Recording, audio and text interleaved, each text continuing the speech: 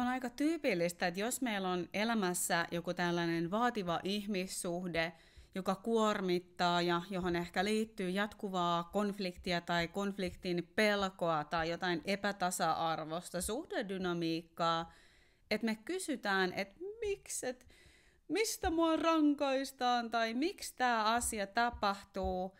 Ja sehän on kauhean inhimillistä, että me halutaan ymmärtää. Mutta se, mikä mua pikkasen huolestuttaa, ja siis toki olen tätä itsekin kysynyt, mutta huolestuttaa siinä, että me ajatellaan ehkä alitajuisesti, että onko minussa joku vika, kun mun elämään on tällainen vaativa ihmissuhde tullut. Ja siis todellakin mä aivan ehdottomasti aina liputan itsereflektion puolesta. Se voi olla tosi tarkoituksenmukainen kysymys, että okei, että mikä tässä itse asiassa oli?